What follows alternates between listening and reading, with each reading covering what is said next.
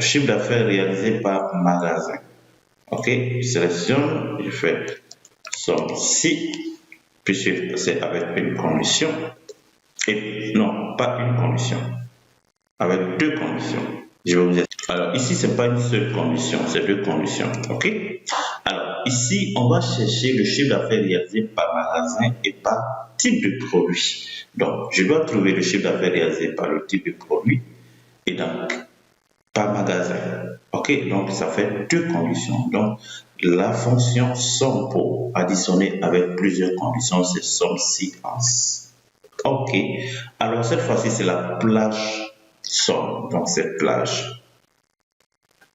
Sélection, référence absolue, puisque je vais tirer la formule vers le bas. Gardez toujours la même référence.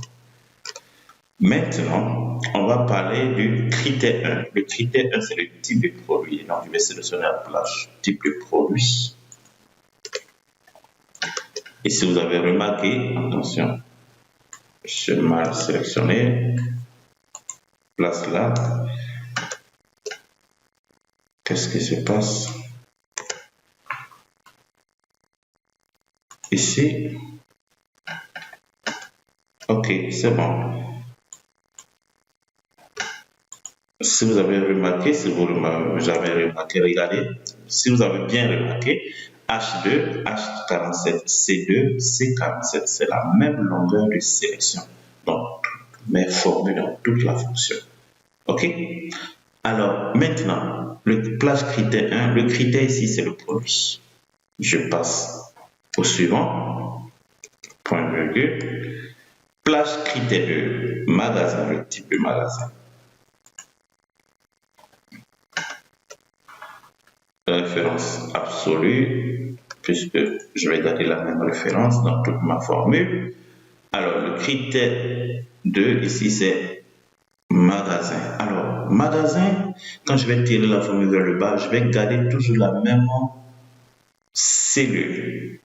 La même cellule, c'est-à-dire la même ligne. Mais la colonne va changer parce que je peux tirer la formule vers la droite aussi.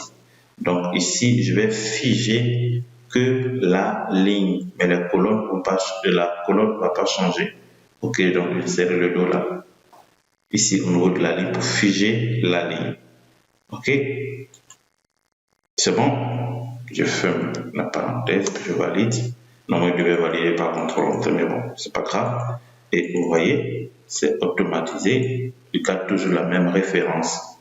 C'est un 6. Je vais tirer la formule vers la droite et on va corriger un peu les choses. Alors, quand je tire vers la droite, je sélectionne le magasin, mais ici, le type de produit n'est pas sélectionné. Donc, je vais corriger la formule ici, au niveau du critère 1, le type de produit dans la cellule J7. Ici, je dois garder la même colonne, mais la ligne doit changer. Ok, quand je tire vers la droite, quand je tire vers le bas, je garde toujours la même colonne. Je garde toujours la même colonne, mais la ligne doit changer. Donc, je vais figer au niveau de la colonne avec le dollar. Et je valide et je vérifie. Ma formule, c'est bien super, tranquille. Je tire vers la droite, je valide les références. Tout est nickel et je tire la formule vers le bas et c'est bon. Alors ici, le maximum, on va faire rapidement. Maximum, c'est le maximum, la valeur la plus élevée. Ok.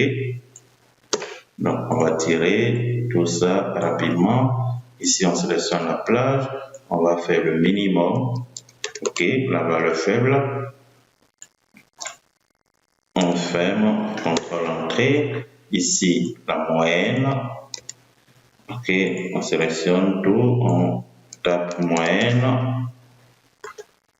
On sélectionne tout ça, on ferme la parenthèse, contrôle entrée et on a, attention, je pense qu'il y a quelque chose qui n'a pas marché, non, je vais corriger ça.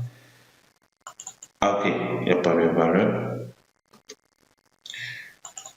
Attention, je fais une erreur de plat de sélection.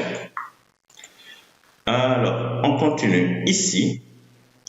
Le nombre de ventes réalisées dont le chiffre d'affaires est supérieur Donc ici, c'est chiffre d'affaires supérieur, chiffre d'affaires inférieur.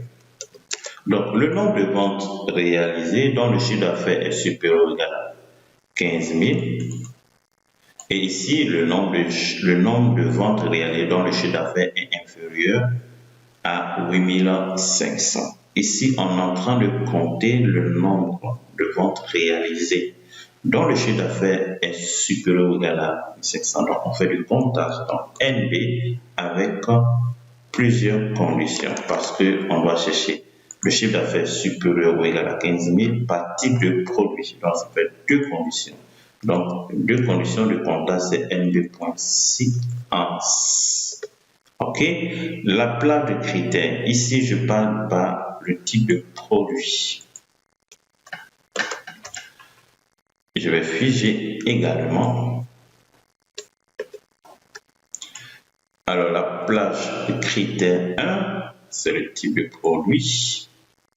Ici, après plage critère 2, c'est le chiffre d'affaires, puisque on pose la condition au niveau du chiffre d'affaires réalisé. Je garde toujours la même référence. Et le critère 2, c'est 1000 supérieur ou égal à 15 000. OK, je ferme la parenthèse de ma formule et je valide. Donc, il y a 3 produits. Au niveau du produit assu privé, il y a 3 produits assu privé dont le chiffre d'affaires réalisé est supérieur ou égal à 15 000. Vous pouvez vérifier ici avec les filtres. Donc, j'utilise la formule vers le bas et j'ai les résultats. Vers la droite, on va corriger parce que là, ici, Excel déplace la cellule quand j'utilise vers la droite, donc on va corriger. Excel doit garder toujours la même référence ici, la même colonne, mais doit changer de ligne. Donc ici, je vais déplacer. Donc le J7, je vais garder toujours la même colonne. Donc je vais placer le dollar ici. Et je pense que c'est corrigé. Et ça va, super. Alors ici, le dernier critère, c'est chiffre d'affaires inférieur à 8500, c'est plus 15 000. Donc ici, c'est inférieur, je vais corriger, inférieur à 8500. Ok, super, je valide. Et voici l'analyse. Donc, vous pouvez faire l'analyse de votre tableau. Au niveau du produit assu privé, nous avons 6 commandes réalisées. Nous avons total de ventes, le chiffre d'affaires concernant ce produit, 103 321. La moyenne des ventes, c'est 17 220. Alors, le chiffre d'affaires réalisé concernant ce produit assu privé dans le magasin 1,89 821, magasin de 13 500.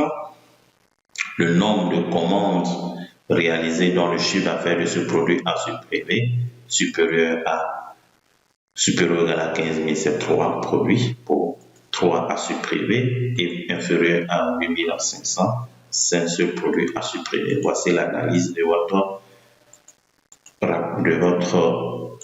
production. OK? C'est un cas pratique en entreprise. C'est ce qu'on vous demande.